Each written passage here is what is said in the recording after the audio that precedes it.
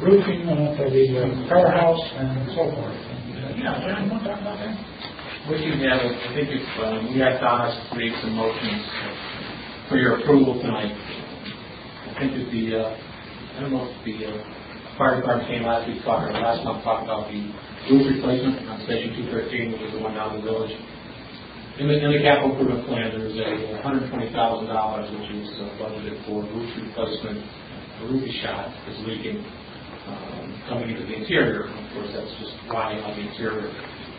Along with the roof replacement, they're also doing converting 3 bays into 2 bays to accommodate larger, newer trucks. And we were planning on using LoCIP funds. It came to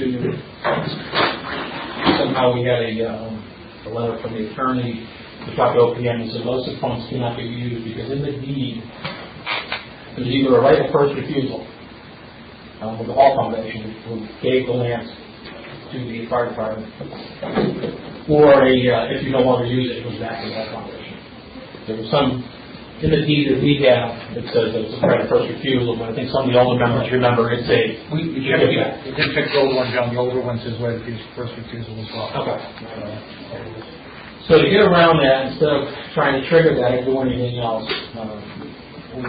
what the motions were here is to use general reserve money instead of LoCIP money. I don't really care which project that comes out of it. It's all really kind of shell game there anyways. No, we don't have $120,000 is a ballpark figure. That seems like a lot for a roof.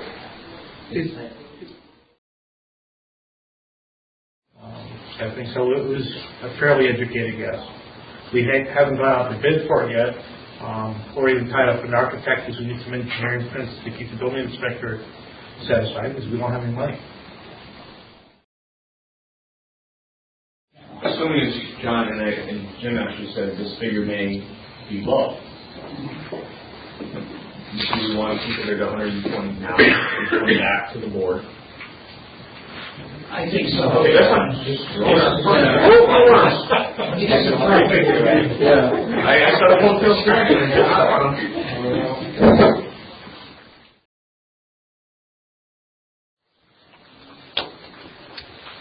I guess the first question that came up is where do we stand on what's going on with the South Willington station?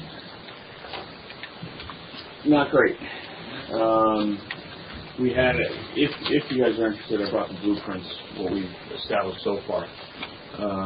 We had a engineer come in and look at the building, and I think our initial outlook on the building itself was take the roof off, raise it, get it under truss, and it's done. Absolutely, that's what we talked about. The engineer came in and said, absolutely impossible. Due to structural reasons of the masonry itself on the sides of the building. Also won't support it. Correct. The extra weight. Correct. What the engineer has come up with, and Tyler, correct me if I'm wrong, Ed Stadesky won't sign off on it unless something with the engineer takes place. This obviously wasn't in our thoughts or our plans last year when we came to CIP for the building. Do I have hard figures for you yet? No. But it is going to cost quite a bit more money to do this building, simply because it's structurally not sound to do it the way we discussed last year.